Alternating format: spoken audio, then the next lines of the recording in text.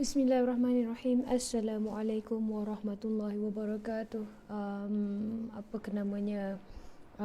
Apa kita sekarang berada dalam live Fin Jamal RTW. Cik, asal aku rasa macam pengacara pula ni sebab sebentar tunggu start. Okey, alhamdulillah, insya-Allah ramai apa dah tunggu pagi ni. Akak suka buat pagi-pagi sebab tak ramai orang. Anak-anak pun tidur, insya-Allah.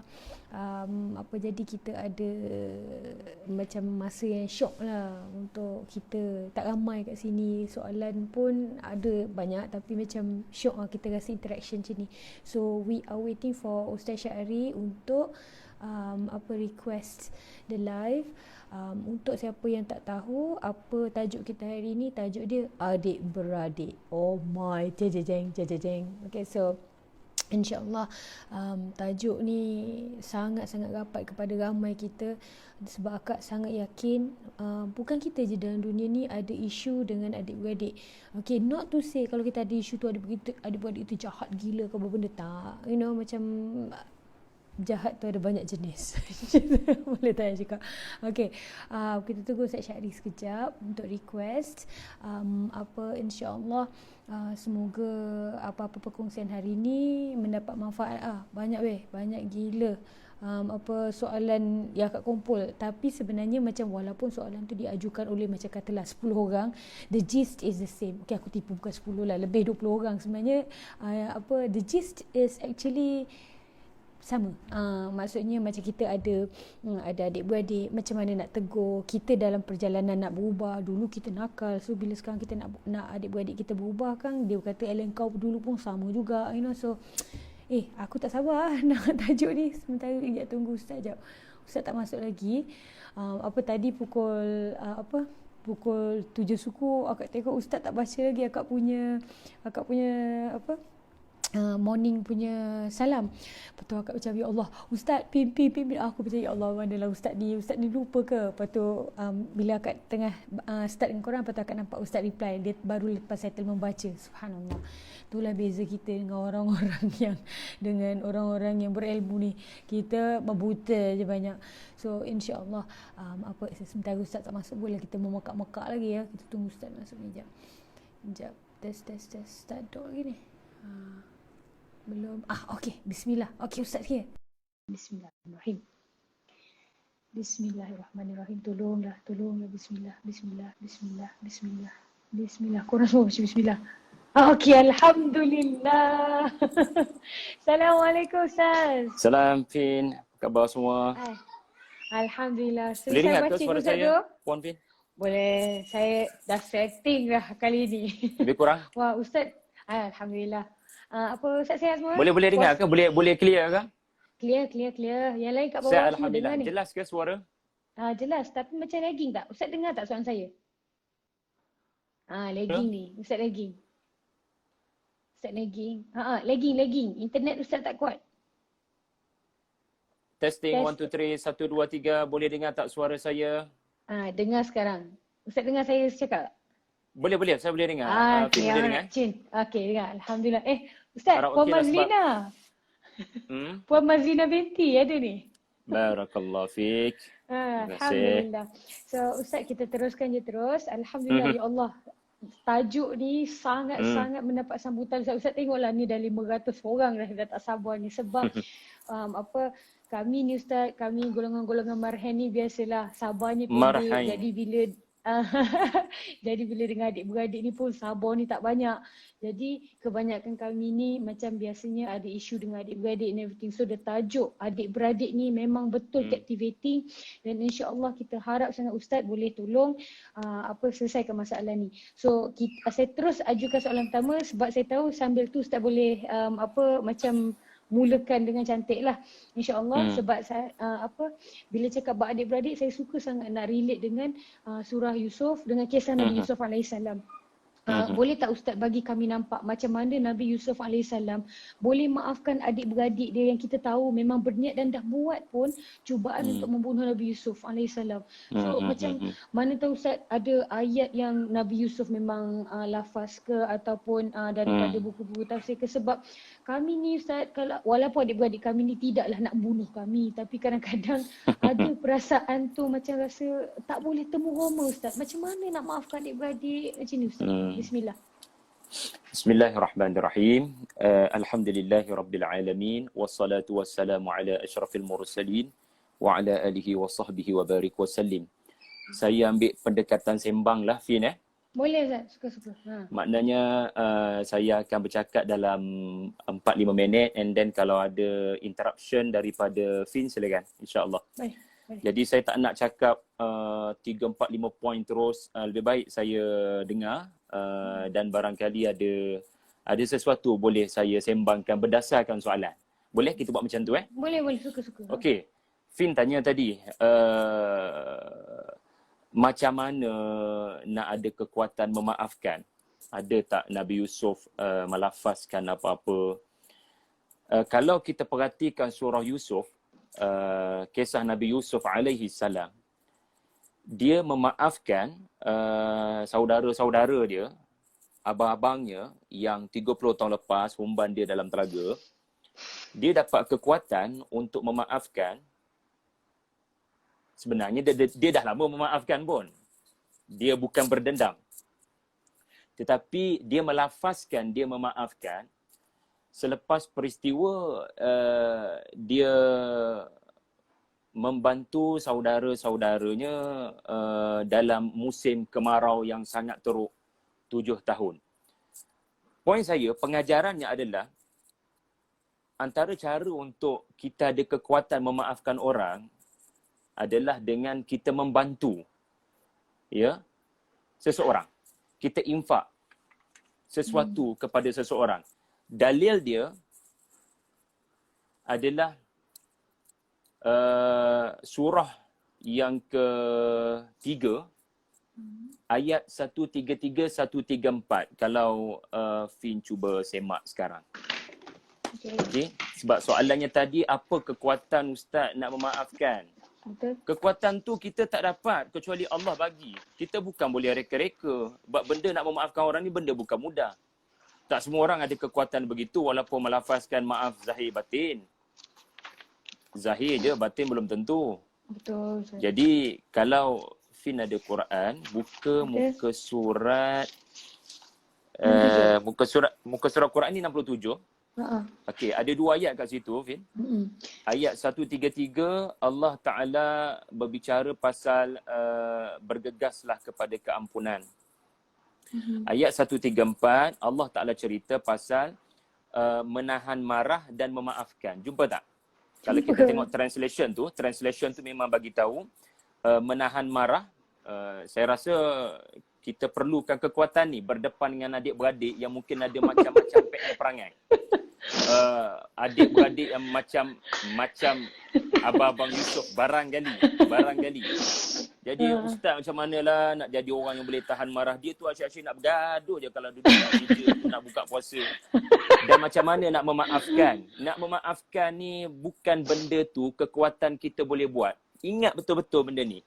Kekuatan nak memaafkan dia bukan kekuatan dia boleh dicetuskan oleh kita sendiri. Kekuatan memaafkan hanya datang daripada Allah.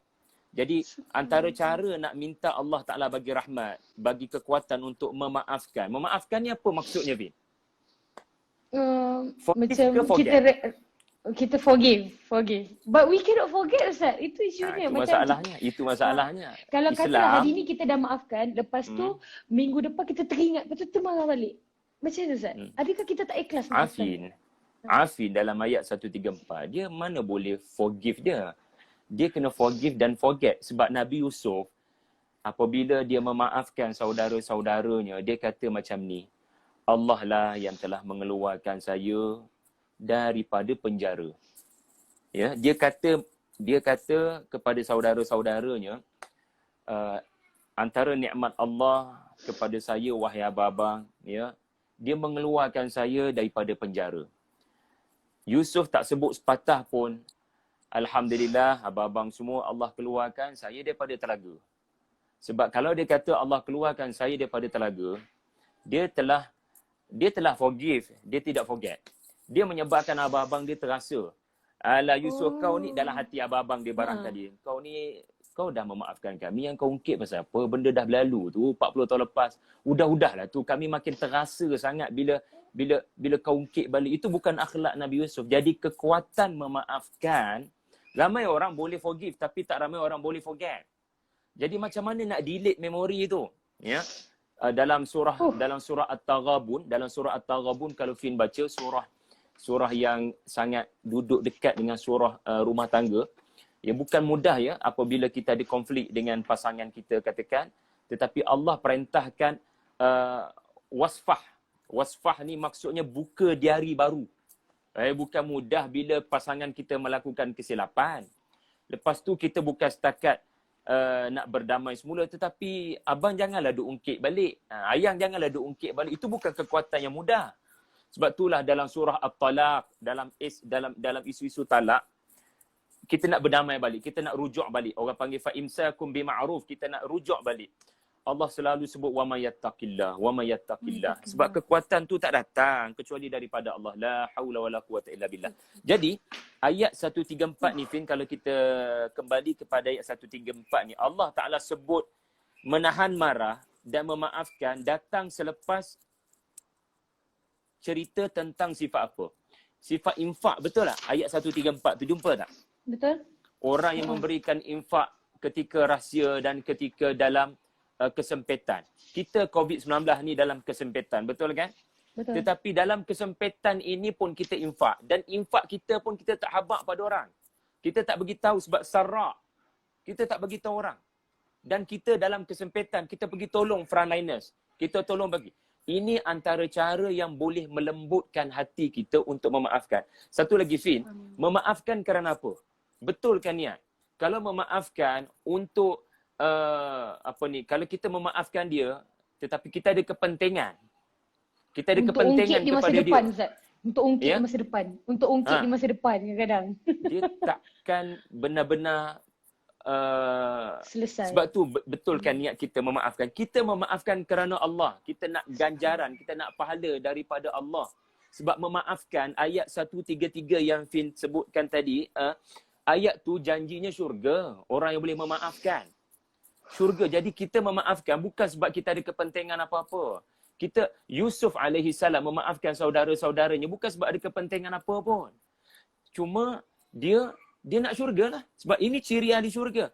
Dan untuk makluman Fin dan kawan-kawan semua, ayat 134 ni turun pada siapa? Turun kepada para sahabat lepas perang Uhud tau. Perang Uhud, besar tak besar kesilapan pasukan pemanah? Besar kesilapan tu. Tetapi Allah Ta'ala didik ayat 134. Wahai para sahabat yang sangat marah. Kaziminal ghaiz. Kaziminal ghaiz. Yang tak boleh nak tahan marah sebab hampalah jadi pada Hamzah. Sebab kalianlah jadi teruk pasukan muslimin kena pukul. Stop blaming. Semua ni rencana Allah. Ajal maut di tangan Allah. Quraisy hanya asbab. Quraisy hanya asbab. Ajal maut sudah ditentukan Allah. Betulkan cara pandang tu. Ada asbab, ada musabab. Jadi Allah Ta'ala didik para sahabat tahan marah tu. Sedangkan dia orang punya ujian lebih berat daripada kita sebab membabitkan kematian. Orang mati sebab kawan kita. Maaf, bapak kita mati sebab kawan kita. Anak kita mati sebab kawan kita. Allah Ta'ala ajar kita ya, agar maknanya ayat ni turun kerana peristiwa yang sangat berat dan Allah perintahkan agar para sahabat memaafkan. Memaafkan pasukan pemanah. Dan kepada pasukan pemanah, wasari'u ila maghfirah. Kamu walaupun barangkali dipandang hina ya kerana melakukan kesalahan, tetapi di sisi Allah kamu mulia asalkan kamu bertobat. Dan saudara-saudara Yusuf ini mulia sebenarnya apabila mereka akhirnya bertaubat. Ya, mereka memang melakukan kesalahan. Kesalahan tu kita boleh bincang panjang lebar nanti insya-Allah. Itu untuk first ya, untuk first saya punya point lah. Iaitulah kekuatan ini, kekuatan memaafkan dia boleh datang dengan kita bantu orang. Bantu orang terlebih dahulu, maka Allah akan lembutkan hati kita dan Allah akan bagi kekuatan pada kita untuk memaafkan. Itu yang pertama lah, Fin. Kalau ada soalan lagi ke, Fin? Banyak soalan Ustaz. Tapi Itulah. kat situ je dah berdempum tu.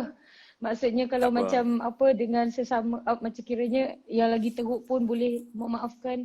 Macam kita adik-beradik kita tak adalah teruk sangat, tak kalah susah sangat nak maafkan saya. Quran memang datangkan kisah yang lebih ekstrim daripada situasi kita supaya kita sentiasa ada kekuatan dan kita selalu akan kata ada orang lebih teruk daripada saya. Ada orang lebih teruk daripada saya. Kalau okey, ini macam adalah cara orang selalu banter balik. Itu orang yang soleh, itu rasul, itu nabi. Kita ni biasa mana nak mampu kuat macam tu. Jadi macam mana Ustaz? Orang yang kata begitu sebenarnya dia tak baca Quran.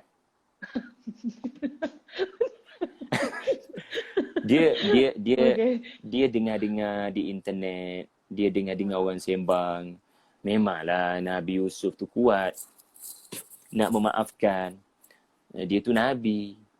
Quran apabila memaparkan kisah Nabi Yusuf, orang yang baca betul-betul dengan terjemahan, Allah tidak memaparkan Yusuf semasa diuji dengan abang-abangnya yang dia ni jadi orang yang kuat, tabah sebab dia nabi.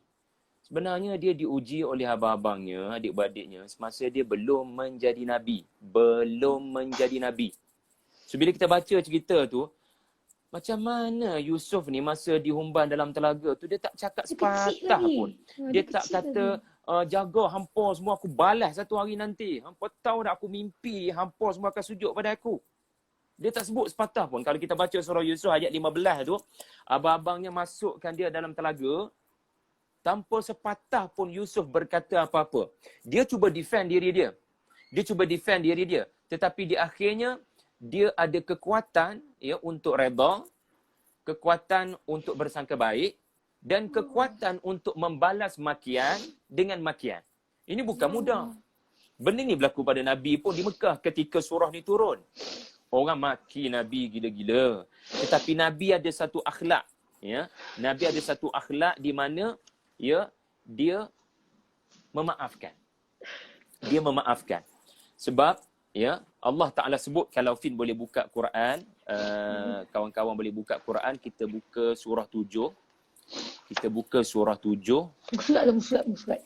Muka surat pun saya nak belik ni, Fin. Ayat 200. Ayat 200. Okey. Ayat 200. Ayat 199, ayat 200, muka surat 176, Fin. Okey. Okey, kalau ditanya lagi, apa kekuatan untuk jadi orang yang tabah, tak balas maki dengan maki sesama adik-beradik maki kita, macam mana tu Ustaz nak kuat? Kita kena isti'adah. Ayat 200, dia sebut pasal mohon perlindungan daripada Allah. Sebab saya sebut tadi, kita tak gagah nak hadapi benda ni. Kita tak kuat nak hadapi caci maki dalam family kekadangnya. Tetapi yang boleh memberikan kita kekuatan adalah apa yang memberikan kepada Nabi kekuatan. Kekuatan Nabi dapat adalah kekuatan daripada Allah. Allah Ta'ala didik Nabi apa dia? Ayat 200 tu, fasta'idh billah. Minta tolong dengan Allah. Sebab tu kita ada satu surah. Fin hafal, saya hafal. Fasta'idh billah apa dia? Kul a'udhu bi rabbil falaq. Jangan lupa surah tu sebab dia bagi kekuatan untuk meminta perlindungan daripada orang-orang yang hasad dengki. Kadang-kadang dalam adik-beradik hasad dengki, tak payah peliklah cerita Qabil Habil. Qabil sanggup bunuh, Habil sanggup bunuh Qabil sebab dengki, kan? Hasad dengki boleh menimpa anak Nabi. Hasad dengki boleh menimpa anak-anak Nabi. Anak Nabi Adam, anak-anak Nabi Yaqub. Tak ada jaminan mak ayah, ustaz, ustazah, anak-anak semua baik-baik belaka. Hasad dengki boleh menimpa kita.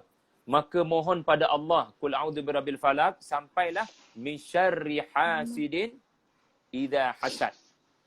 Jadi kalau kita berdepan dengan situasi macam ni, minta tolong pada Allah sebab bila Allah tolong kita, dia akan bagi kekuatan pada kita apa yang dia bagi pada Nabi. Apa yang dia bagi pada Nabi? Ayat 199.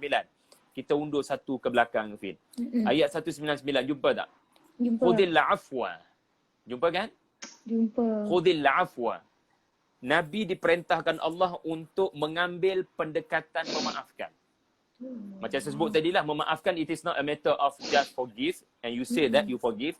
Tapi to forget, dan ini bukan mudah. Seolah-olah Nabi ni, SAW, setiap hari berlalu di Mekah, dia akan memulakan hari yang baru dengan memaafkan. Memaafkan maksudnya apa? Ulama tafsirkan, Nabi tidak melihat orang-orang Quraisy sebagaimana semalam. Semalam mereka maki aku, semalam mereka pukul aku, semalam mereka bantai para sahabat. Hari yang baru kita memandang mereka dengan pandangan baru. Seolah-olah mereka tidak ada rekod. Mereka tidak ada rekod apa-apa. Dan bukan mudah kekuatan ni nak dapat. Sebab dalam kepala kita ni, dia ni lagi. Kita ada prejudis. Kita ada prejudgment. Allahu Akbar. Jadi tak mudah lah. Yang kedua, Fin, wa'mur bil'urfi. Wa'mur bil'urfi. Maknanya bila kamu nak menegur, bila kamu nak berdakwah pada saudara-saudara kamu, pada abang kakak kamu, pada adik-beradik kamu, kamu kena guna uruf. Uruf ni apa? Uruf ni adalah sesuatu yang diiktiraf. Iktiraf pun asal daripada perkataan uruf. Iktiraf. Maksudnya psikologi ya mengiktiraf perkataan tu baik.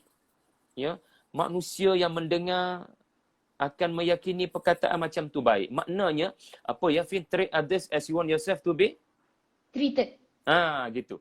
Kalau kamu nak tegur abang-abang kamu tu, tapi kamu guna perkataan yang kasar, kamu sendiri suka tak kalau orang cakap dengan kamu dengan perkataan kasar? Maka jangan buat begitu pada abang-abang kamu, pada adik-beradik kamu bila kamu nak tegur. Berapa ramai orang yang nak berdakwah kepada adik-beradik, ya? Berapa ramai yang nak menegur adik-beradik, ya, kerana dia tidak ada kekuatan memaafkan tadi. Itu nombor satu Allah Ta'ala mention. Ya, dia tak ada kekuatan nak forget. Maka dia mulalah, ya, dia mula untuk menegur tetapi hanya menjauhkan dan memburukkan keadaan.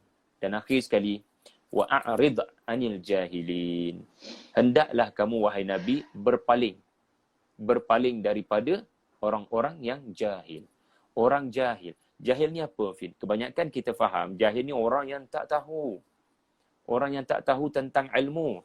Itu tafsiran pertama. So Nabi dididik oleh Allah. Setiap hari, kita bayangkan 13 tahun, 10 tahun Nabi dimaki oleh para pemimpin Quraisy. Tetapi pertama sekali Allah Ta'ala didik, depa tu jahil. Allah tak kata depa tu musuh-musuh kamu. Maka berdepanlah dengan mereka seperti bala tentera di medan tempur. Kena betul-betul bersedia untuk menyerang. Tak. Allah Ta'ala kata mereka jahil, kesian dekat diorang. Diorang ni tak sampai ilmu lagi. Padahal Nabi ni duduk berdakwah tiap-tiap hari. Tetapi Allah Ta'ala didik, kamu jangan duk bangga sangat dengan kerja dakwah semalam kemarin. Hari ni ada kerja perlu dibuat lagi sebab mereka belum sampai ilmu. So Allah Ta'ala didik Nabi jangan terpedaya dengan kerja dakwah yang dah dilakukan. Ya. Lalu, hendaklah menganggap mereka ni belum sampai ilmu. Yang kedua, jahil ini tafsiran kata, orang yang gagal menahan emosi. Lalu dia lalu dia maki. Lalu dia belasah kita, maka dalam hal ini bertabahlah. Dan tabah ni tak boleh datang daripada kita. Dia datang dengan a'udzubillahi minasyaitonirrajim ayat 200. Gitulah. Jadi a'udzubillah ni jangan duk baca bila nak dekat baca Quran je. So pagi ni kita belajar satu benda, luaskan maksud isti'adah. Sebab apa surah Al-A'raf ajar kita? Surah Al-A'raf ajar kita, Nabi dalam dakwah diminta kepadanya untuk a'udzubillah. Kita ni bila sebut a'udzubillah, bila apa? Bila bersin.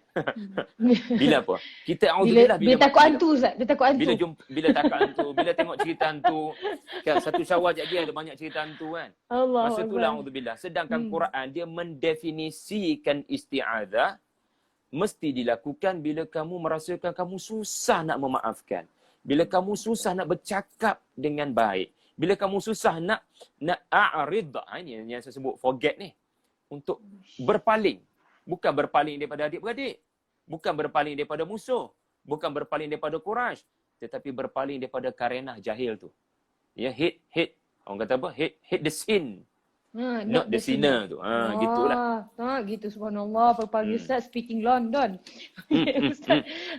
Okey, Ustaz, tadi kita cakap pasal ni kan ada yang tanya lepas Nabi Yusuf dah ditinggalkan kat dalam telaga, adik-beradiknya cakap dekat Nabi Yaqub alaihissalam, bapa baginda, lepas tu Nabi Yaqub bersedih sampai terbuta matanya. Jadi kadang-kadang kita permudahkanlah dalam situasi kita. Kadang-kadang mak abah kita ni ada favor adik-beradik yang lain. Lepas tu kita ada dua jenis soalan. Satu, mak bapak favor pada anak yang betul-betul baik, kita jealous. Yang kedua, mak bapak macam selalu lebihkan adik-beradik walaupun adik-beradik tu tak adalah baik mana. Malah kadang-kadang tak puasa lah apa benda tapi still backing dia. Macam mana Ustaz? Apakah macam kita ni sebagai sebagai salah satu anak ni, kita boleh nak tegur mak abah kita yang keterlaluan melebihkan anak ke, ataupun kita kena bersabar sahaja ke? Macam mana Ustaz? Dalam hal ni kita kena pandang kita dulu, baru kita pandang mak ayah kita. Kita kena betulkan diri kita dulu, baru kita betulkan mak ayah kita. Sebab nak betulkan mak ayah ni, dia ada seni, dia ada kaedah, dia ada uruf yang saya sebut tadi tu. Ada uruf. Ada benda yang kita kena raikan psikologi, ada benda kita kena raikan apa yang disebut sebagai teknik lah. Teknik menegur orang tua ni. Cara salah, habis kita memburukkan keadaan. Walaupun mak bapak tu memang salah pun, kita kena ada cara Ustaz kan? Ya betul, kita kena ada cara. Sebab Nabi Ibrahim berdepan dengan ayahnya yang buat berhala. Ada dia maki ayah dia. Ada dia panggil mulut laser pada ayah dia. Ada dia kata, ayah dalam kebatilan, saya dalam kebenaran. Ayah kena bersyukur, anak ayah ni ulama besar.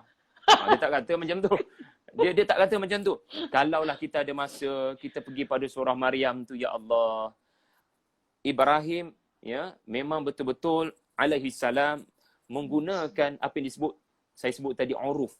Mana kalau psikologis tengok ayat tu, ya Allah, hebat Quran ni. Dia memang menunjukkan cara dakwah yang Allah Taala sarankan adalah cara dakwah yang mesti faham manusia. Mesti faham manusia, bukan terus bagi khutbah dekat dia. Mesti faham manusia, ya abati, ya abati, ya abati. Dalam dakwah Nabi Ibrahim tu, dia ada soalan. Mana boleh kita judge orang? Dia kena, ya, apa pendapat ayah? Dia macam berbincang. Dia macam bertanya soalan. Kalau kita judge, orang tua mana boleh kita tuding jari? Kau siapa? Aku asam apa ni? Garam. Aku diabetes pun sebab kau jugalah. Bukan garam, dia lah gula pun aku telan. Okey, itu soal mak ayah lah, Fin. Saya nak tekankan satu lagi. Kita yang menjadi mangsa ni kena ada kekuatan juga. Kita kena ada kekuatan berdepan dengan ibu bapa yang barangkali melakukan kesalahan, melebih-lebihkan sesama adik-beradik. Ya, kekuatan yang kita kena pegang, sekali lagi saya nak menyebut kepentingan isti'adah. Tetapi dengan makna yang berbeza daripada apa yang saya sebut tadi. Isti'adah saya sebut tadi adalah kekuatan untuk forget after forgive. Kekuatan untuk bercakap dengan baik, kekuatan untuk bersabar. Tetapi kalau kita tengok surah, saya sempat belik tadi, kalau kita tengok pada ayat surah Yusuf sendiri, Fin, kalau boleh tengok surah Yusuf, ayat hujung-hujung sekali, ayat 100 Ayat 100, kawan-kawan semua boleh buka ayat 100. Okey, inilah ucapan Muka surat, sorry, 247. 247. Okey. Ayat tu panjang tau, tapi kita pergi dekat perkataan setan, dekat perkataan syaitan. Jumpa tak perkataan syaitan? Jumpa.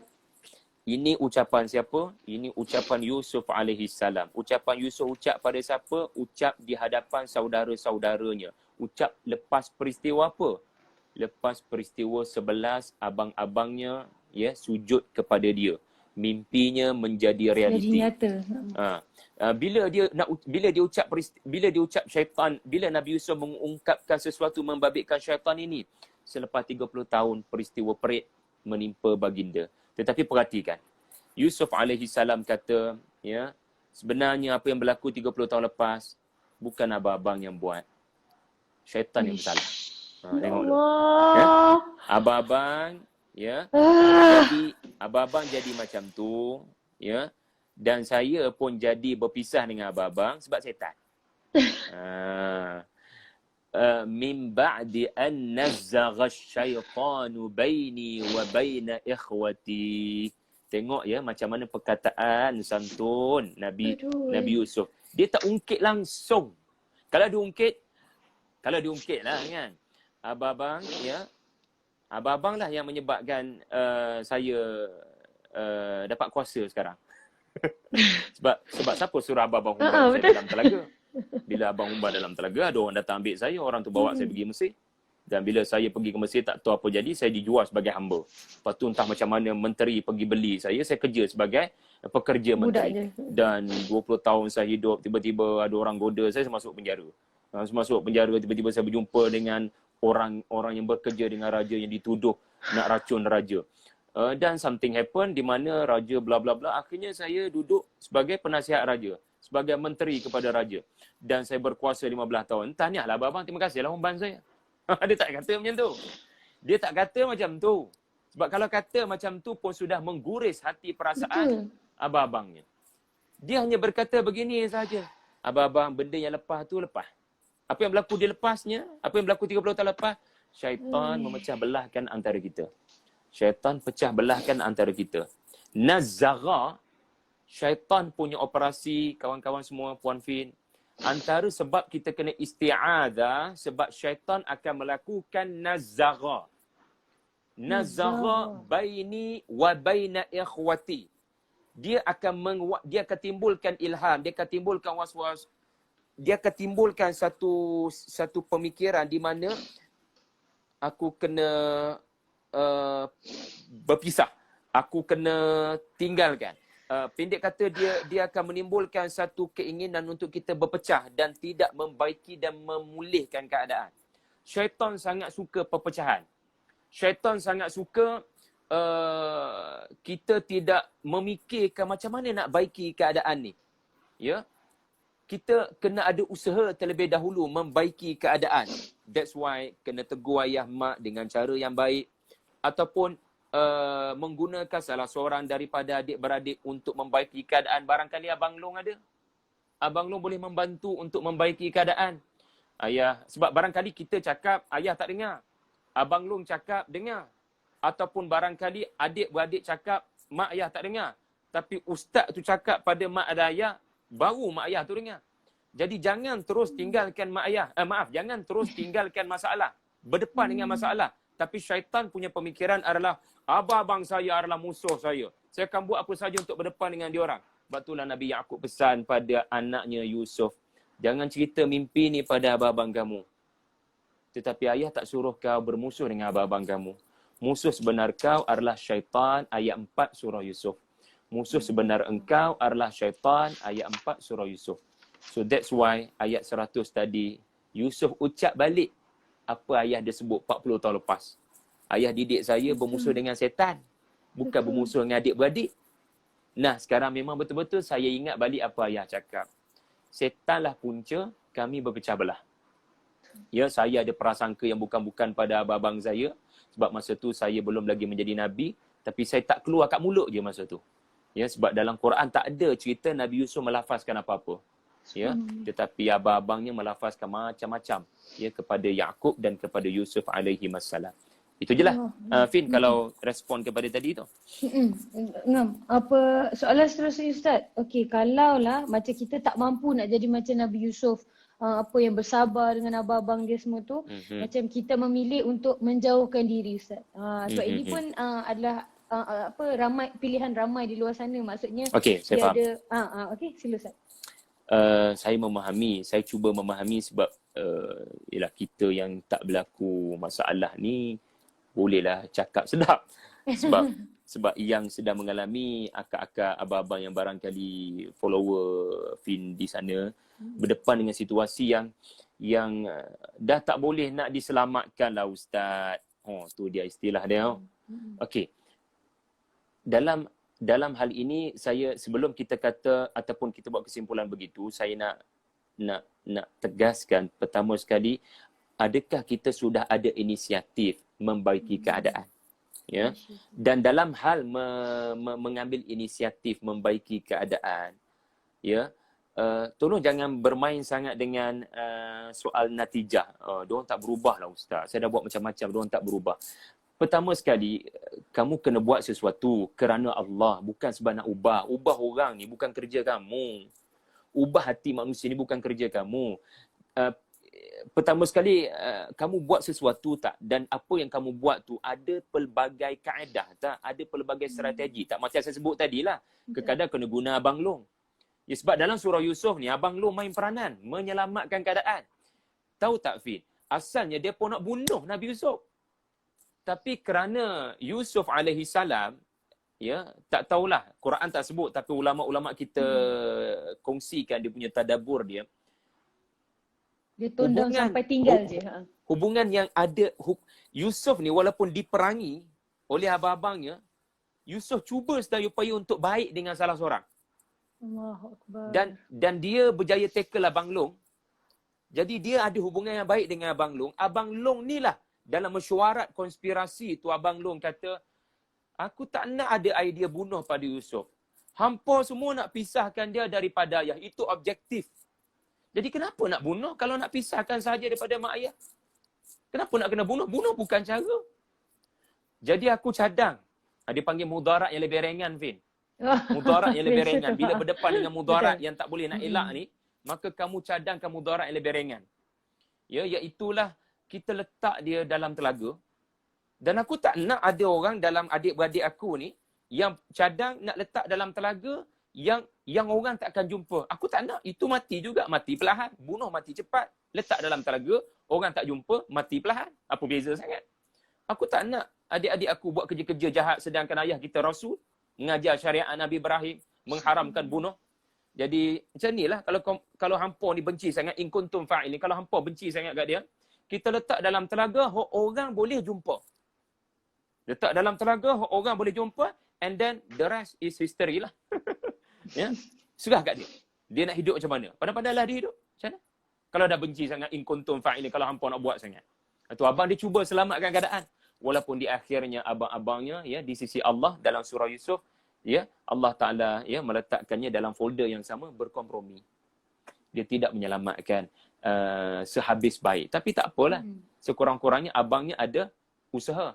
Jadi poin saya tadi, pertama, sebelum kita nak quote in quote berhijrah, sebelum kita meninggalkan ahli keluarga kita ataupun adik-beradik kita, ya, did you ada tak kamu buat sesuatu?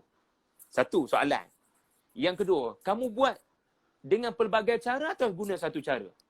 So jangan shock sendiri kalau satu cara tak terkesan.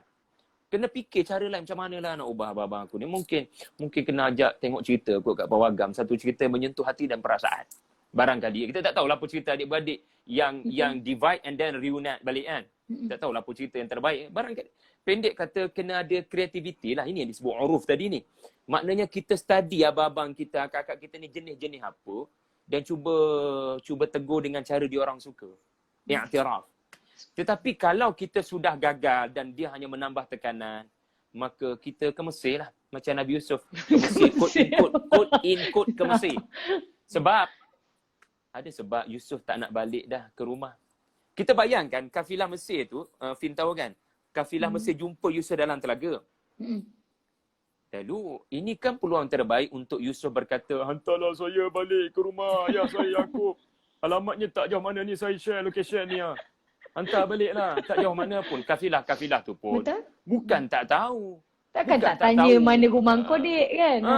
Dan Rasul yang bernama Yaqub, takkan dia orang tak kenal. Tapi menarik tahu, ulama bahas. Kenapa Yusuf senyap dik, kata orang Kelantan. Tak kecil sabuk. Senyap dik. Tak cakap pun. Dia tak pun meronta-ronta, tolonglah pulangkan saya. Sebab dia faham. Kadang duduk bersama ni memburukkan keadaan. Maka tak apalah, saya bawa diri sekejap. Dengan harapan. Jangan membawa diri dengan tiada harapan. Bye-bye. Jangan goodbye. Mungkin dengan cara berpisah ni, dia satu cara daripada banyak cara saya sebutkan tadi. Betul. Satu cara untuk mungkin Dengan saya tak ada ni baru diorang menghargai saya. Bagi Sebab kalau tenang dulu. sebab kadang-kadang orang takkan hargai makanan ya pada pukul 8 pagi ni. Orang akan hargai makanan pukul 6 petang dia lagi. Pukul 4 pun dah mula hargai Ustaz. Benda tu baru dia rasa tadi. Tapi kalau benda tu dah lama tak ada, baru dia terasa mencari-cari. Barulah masa ni nak sebut Yusof tu baik benar lah. Ya. Apa yang kita dah buat kat dia selama ni. Masa ni baru nak terasa. Tak apalah, jadi dia boleh berpisah, tetapi berpisah itu strategi. Bukan matlamat. Bukan matlamat. Bukan Dia matlamat. strategi. Oh, Boleh, very clear. It's very clear. Subhanallah. Harapannya Fit adalah ya, I will make comeback ya. Saya akan comeback ya dengan yang lebih baik.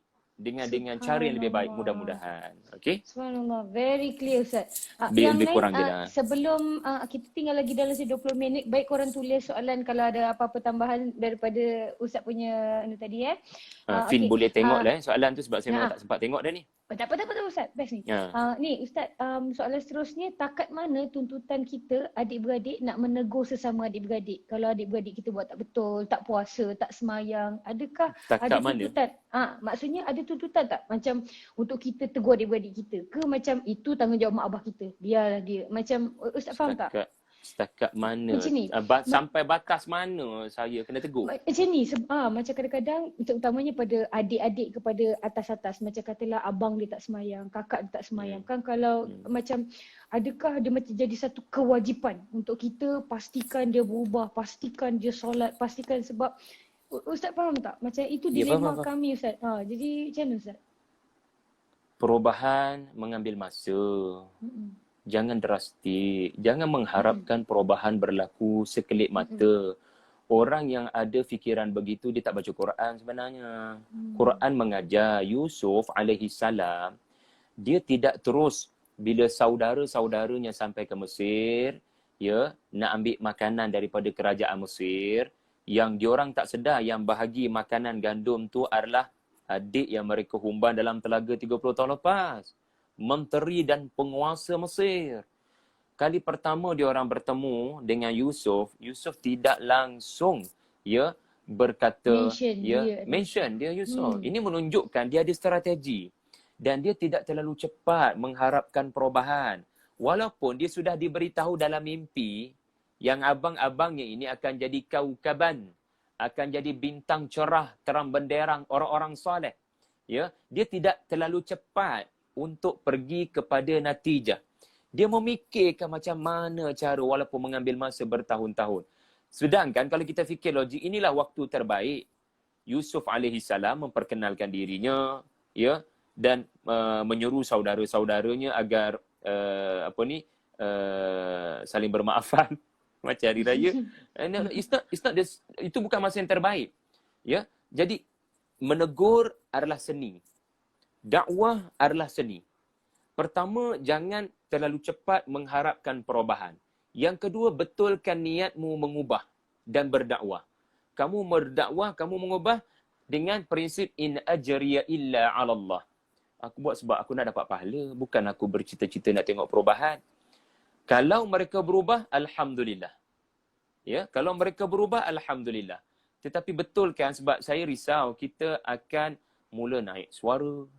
Kita akan mula menggunakan perkataan-perkataan lam faddu min haulik, perkataan-perkataan menyebabkan abang-abang kita makin jauh daripada kita. Kita mula tunjuk alim, kita mula terpedaya dengan ilmu kita, kita mula merasakan kita lebih baik. Ini bahaya paling besar. Kita rasa kita lebih baik dari abang kakak kita yang tak semayang. Ya, mereka tak semayang. Memang dosa. Tetapi kaedahnya adalah benci dosa, bukan pelaku dosa. Seorang ulama ya berkata watawasau bil haqq watawasau bis sabr. Sabar itu apa maksudnya? Saya ingat kelas ni Ustaz. Alhamdulillah puan Fina antara yang datang. Satu hari itu rasanya separuh hari ke satu hari? Satu. Apa maksud berpesan dengan kebenaran? Mesti juga ada kesabaran. Kenapa kena berpesan dengan kesabaran? Tak boleh ke dengan kebenaran? Berpesan dengan kesabaran. Kesabaran ini antara tafsiran yang pertamanya adalah sabar menunggu natijah. Jangan baru tanam benih dah bercita-cita nak petik buah. So bersabar, tunggu perubahan. Masanya akan datang. Nabi 23 tahun nak tukar Abu Sufyan. Khalid Al-Walid, Ikrimah bin Abu Jahal. Ya, bukan mudah nak mengubah saudara-saudara Yusuf dalam hidup Nabi ni. Ya. Yang kedua, apabila kita apa tadi? Sabar. Sabar yang kedua adalah ini yang penting. Watawasau bisabar, kamu bersabar daripada mempunyai emosi-emosi dan penyakit-penyakit hati. Kamu menahan, dia sabar ni artinya tahan, Fi. Menahan daripada terpedaya. Antaranya yang disebut oleh ulama ini adalah watawasau, ya. Kamu jangan rasa kamu lebih baik daripada pelaku dosa. Jangan kamu rasa kamu lebih baik daripada pelaku dosa. Hatta Nabi Ibrahim pun, Fin, dia kata begini. Dalam surah Maryam, kalau saya boleh belik lah. Surah Maryam, surah yang ke-19, muka surat Nabi Ibrahim, muka surat 308, Fin. Okay, saya bagi contoh lah. Apa maksud tawasau? Jangan rasa kita lebih baik daripada pelaku dosa. Ya memanglah, kita ada ilmu lebih daripada dia. Tapi jangan terpedaya. Tahan daripada perasaan yang kita rasa kita lebih baik. Sebab bila kita rasa lebih baik, yang ni akan mempengaruhi kataan kita, cara kita bercakap dengan dia. Dia duduk, kita bercakap sambil berdiri. Itu pun dah tak kena dah. Kita dah tunjuk kita lebih daripada dia. Kan? Habis tu Ustaz, dia berdiri, saya kena duduk. Bukan macam tu pula maksud dia. Duduk sama rendah, berdiri sama tinggi lah maksudnya. Okey. Ayat yang saya nak kita fokus adalah 43, Fin. 43. Okey. Wahai ayah, sesungguhnya aku benar-benar telah datang kepadaku sebahagian daripada ilmu yang belum pernah datang kepadamu. Okey, maksudnya ya abati inni qad ja'ani minal ilmi ma lam ya'tika. Okey, pertama sekali macam mana Nabi Ibrahim memulakan dengan memandang ayah dengan penuh kasih sayang, bukan dengan kebencian. Sedangkan ayah punya 1001 sebab untuk dibenci. Dia buat berhala, dia membantu Namrud, dia melakukan dosa jenayah itu ini. Ayah ada 1001 sebab untuk dibenci oleh anak yang saleh. Tetapi anak kata Allah jadikan ayat Quran sebab anak bukan sekadar sebut di mulut. Ia benar-benar makna dalam hati. Ayah, apa saya cakap ni sebab saya sangat sayang dekat ayah. Memang saya tak pernah benci ayah. Maknanya hate the sin, not the sinner. Yang kedua, saya didatangi sebahagian daripada ilmu yang belum sampai pada ayah. Tapi ayat kita biasanya hari ni, saya alim daripada ayah. Saya ulama, ayah orang jahil. Saya belajar 4 tahun ayah. Halal haram ni ayah. Tak, Ibrahim tak kata macam tu. Ibrahim kata, saya didatangi sebahagian daripada ilmu Allah. Kenapa perkataannya sebahagian Ustaz? Sebahagian ilmu. Min. Ada min kat situ. Ayat 43 tu ada min litab'id. Sebahagian ilmu. Dia tak kata saya ada semua ilmu ayah. Dia kata saya ada sebahagian ilmu yang tak sampai pada ayah. Yang tak sampai pada ayah. Dia tak kata ayah jahil. Dia kata belum sampai pada ayah. So, jom ayah. Saya nak pimpin tangan ayah. Fattabi'ani ahdika siratan sawiyah. Saya nak pimpin tangan ayah supaya berjalan dengan saya. Kita faham ilmu ni sama-sama. Itu adab. Dakwah perlukan adab. Dakwah perlukan niat. Dakwah perlukan adab. Niat apa tadi? Jangan terlalu gairah nak tengok natijah. Betulkan niat nak dapat pahala. Ya. Dan ingat saya sebut apa di awal tadi. Kalau nak Allah lembutkan hati kita dan hati mereka, infak. Infak. Kita lembut hati untuk memaafkan. Kokoklah diorang bagi feedback yang sangat menyakitkan hati. Dan Allah boleh lembutkan hati diorang bila kita infak something. Mungkin kena bagi hadiah ke apa. Siapa tahu? Bukan hanya pada orang tu Ustaz, pada orang lain pun tak apa Ustaz kan? Orang lain, kalau saya cakap awal tadi orang lain. Tetapi bukankah sebaik-baik untuk mendamaikan sesuatu yang keruh dan konflik adalah memberikan hadiah kepada musuh kita? Kalau perhati cerita Nabi Yusuf, yang menyebabkan diorang tersentak adalah Yusuf alaihissalam bagi 10 guni kali pertama datang. Kali pertama 10 orang ni datang, dia bagi free. Dia guna duit poketnya sendiri. Sebab apa? Bukti dia bagi free sebab dia pulangkan balik barang-barang abang dia tu. Maknanya apa? Seolah-olah Sebab kerajaan Mesir dia ada sistem barter. Kalian nak gandum, kalian kena bagi handphone, bagi iPad pada kerajaan Mesir. Mana boleh kalian kami bagi gandum kalau kalian tak bagi something kepada kerajaan Mesir, rugilah kerajaan Mesir macam ni. Tetapi kenapa tiba-tiba iPad, ini contoh je lah iPad, gadget yang abang-abang dia bagi kepada kerajaan Mesir, Yusuf pulangkan balik.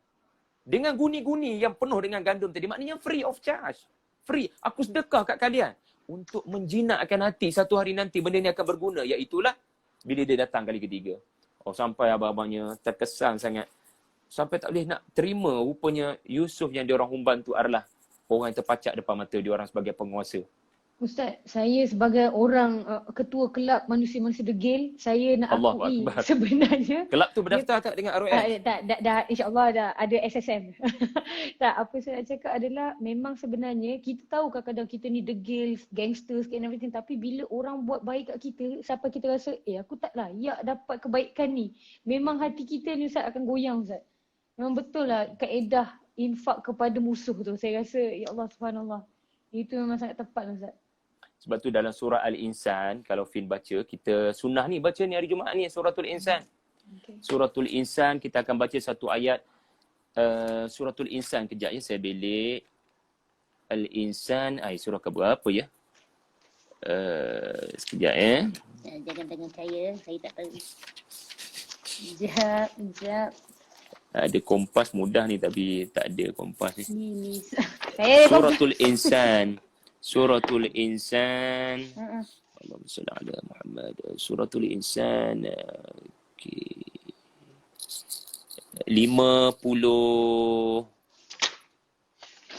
surah ke berapa ya tolong? Yes, 76. 50 apanya 76. Muka surat 578. 578. 578. Ini masalah tak jadi hafiz Quran ni. Kalau hafiz Quran mudah je terlintas kat kepala ni. Okey. Suratul Insan 578, Fin tengok 579 dan tengok ayat yang ke-8. Ayat ke-8. Cari perkataan asiran. Jumpa tak? Jumpa tak perkataan asiran? 8. Ada? Okey, asiran apa Fin dalam terjemahan? Ni, ini nombor 8, 9. Inna wal wajil minkum. Perkataan terakhir ni wala syukra. Wa asiran. Orang asiran. yang ditawan. Orang yang orang yang ditawan. ditawan ni siapa? Kalau dalam peperangan, siapa orang yang ditawan? Musuh. Musuh. Dan Allah kata ayat 8 tu bagi makanan. Bagi makanan kepada orang-orang miskin. Satu. Yang kedua, bagi makanan pada anak-anak yatim. Dua. Yang ketiga, bagi makanan pada orang yang pernah memusuhi kamu. Tetapi telah menjadi hamba tawanan kamu. Apa tujuan dia? Apa tujuan dia? Dia terlembut hati. Ni dia panggil mu'allaf. Mu'allaf asal daripada perkataan ta'lif. Hati dia jinak. Ya Allah, ini ke Islam. Sebab tu dalam perang Hunain, bila Nabi bahagikan harta rampasan perang, Nabi melebihkan harta rampasan perang kepada pemimpin-pemimpin kabilah yang baru masuk Islam. Strategi Nabi. Nabi melebihkan harta kepada pemimpin-pemimpin kabilah yang masuk Islam. Sehingga ada segelintir para sahabat yang kurang senang. Lalu Nabi kecewalah kerana kenapa tidak boleh kalian memahami hikmah. Antaranya sebab Nabi sedang menunjukkan rahmatnya Islam ini. Sebab kalau pemimpin kabilah ini melihat rahmatnya Islam, sebab diorang antara yang hilang banyak perkara bila berperang dengan kaum muslimin ini. Jadi mereka diberikan kelebihan sedikit, memanglah material. Tetapi untuk menjinakkan hati pemimpin kabilah, kalau pemimpin kabilah boleh masuk Islam dan diberikan pula sedikit kemudahan dengan pemberian ini, macam mana dia akan lakukan kepada kaumnya? Boleh bayangkan macam mana kesan kepada kaumnya. Apa dia akan cakap kepada kaumnya tentang Islam?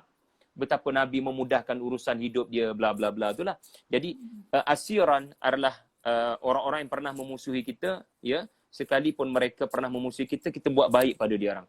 Dan kita takkan ada kekuatan Fin untuk buat baik kepada musuh, orang yang pernah musuh pada kita. Melainkan macam saya sebut awal tadi, kita buat kerana Allah. Kita buat kerana Allah. Sebab tu ayat 9, cuba tengok Fin. Ayat 9. Innama nut'imukum liwajhillah. liwajhillah. Kamu takkan ada kekuatan nak bagi kepada musuh kita ni dengan musuh berdendam lah. Kan berdendam, kita takkan bagi apa-apa dah kat dia. Jagalah kalian, jaga. Kita ada kuasa. Nabi Yusuf ada kuasa. Dan tiba-tiba abang-abang yang pernah memusuhi dia datang minta tolong. Yusuf AS boleh kata, pergi balik lah. Kalian punya teruk perangai dulu. Tak, Yusuf tak kata. Yusuf bagi free 10 guni. Yusuf bagi free 10 guni. Sebab apa? Bukan dia berniat nak ubah saudara-saudaranya. Dia berniat nak mengubah. Tapi niat yang paling utama adalah liwajhillah. Dia nak dapatkan pahala sedekah tu. Pahala sedekah. Dan hasil sedekah tu lah. Dia lembut hati untuk memaafkan. Dan saudara-saudaranya nanti lembut hati ya untuk mengiktiraf. Ya, Yusuf diberikan kelebihan ke atas diorang lah. Wallahu a'lam bin. Subhanallah. Ustaz, kita dah sampai dah nak ujung dah ni. Sayang betul lah InsyaAllah. best hari ni. Terima kasih Ustaz. Tak apa. Rasanya Sama-sama. semuanya enjoy ni. Saya Mudah-mudahan. minta Ustaz bagi kata-kata terakhir Ustaz berkaitan dengan adik-beradik, nasihat kepada kami ni insya-Allah. Okey, insya-Allah. Terima kasih banyak. Sebelum saya bagi kata terakhir, saya ucap terima kasih banyak pada Fin sebab IG saya bila salah adalah 20 orang, 30 orang. Yang ni 800. Saya tengok dah lambat-lambat Ustaz Saya tengok bagian lambat-lambat. lebih ni tak pernah berlaku ni dalam hidup saya ni. Alhamdulillah, semua yang mendengar, yang follow ini, ya, saya doakan agar Allah Taala bagi kebaikan pada hari ini dan pada masa-masa akan datang. Iaitulah kebaikan dapat lebih menjadikan Quran motivasi hidup, motivator hidup. Ya, saya nasihatkan kepada diri saya dan kawan-kawan semua sebagai kata terakhir ini, ya, iaitulah surah 60 ayat yang ke-7. Ya, surah 60 ayat yang ke-7. Ya. Asallahu an yaj'ala bainakum, muka surat berapa saya tak ingat, minta maaf. Okay. Surah 60 ayat yang ke-7, surah 60 ayat yang ke-7. Sebab masalah kita bincang ni. Okey. Muka surat 550 Yes. ayat yang ke-7. Sebab kita tengah berbincang pasal tajuk adik-beradik dengan masalah yang kita sebutkan tadi, permusuhan. Sebab tu kita ambil cerita Nabi Yusuf. Maka ayat 7 ni pegang elok-elok lah, pegang elok-elok. Ingat ya, siapa pun hasad dengki dekat kita, tak ada apa-apa keburukan akan berlaku kepada kita sebenarnya. Walaupun mereka kelihatan merancang keburukan, abang-abang merancang keburukan. Surah Yusuf adalah bukti Allah terbalikkan keadaan. Kerana hasad dengki, Yusuf dihumban dalam telaga. Kerana dihumban dalam telaga, dia jadi penguasa kat Mesir. Penguasa kat Mesir. Hasad dengki ni jadi tentera Allah je. Maafkan saya. Saudara-saudara Yusuf punya perangai ni, diorang tak sedar rencana Allah lebih besar ke atas diorang. So orang yang bila berlaku keburukan, dia beriman pada Allah. Dia sangka baik pada Allah. Dia percaya ayat 7. Surah Al-Mumtahinah. Dia percaya betul ayat 7 ni. Sebab kita tak ada mimpi, Vin. Kalau Nabi Yusuf dia mimpi, abang-abangnya akan jadi baik. So kita macam mana Ustaz? Kita tak ada mimpi. Kita tak tahu abang-abang kita akan jadi baik ke tidak. Yelah memang kamu tak ada mimpi. Tapi kamu ada ayat 7. Surah Mumtahinah. Boleh Fin bacakan terjemahan sebagai penutup? Semoga Allah akan menimbulkan perasaan kasih sayang antara kamu dengan orang-orang yang kamu musuhi daripada kaum kerabat kamu itu. Dan ingatlah Allah Maha Berkuasa untuk mengubah hati mereka. Dan Allah ya Maha Pengampun dan Maha Pengasih dan Penyayang kepada sesiapa pun yang berdosa. Jadi ayat 7 inilah quote in quote mimpi Yusuf untuk kita mudah-mudahan. Jadi apapun keburukan yang berlaku di hadapan mata kita, mohon tafsirkan sebagai kebaikan di masa akan datang. Allah sedang merencana kebaikan di masa akan datang ya. Wallahu alam. Terima kasih banyak-banyak Fin dengan kawan-kawan semua. Subhanallah, terima kasih Ustaz. Ini adalah sama-sama kita jumpa lagi lah di masa akan datang kalau ada rezeki insya-Allah. Insya-Allah. Wa barakallahu fiikum. Jazakumullah khair. Assalamualaikum semuanya. Bye.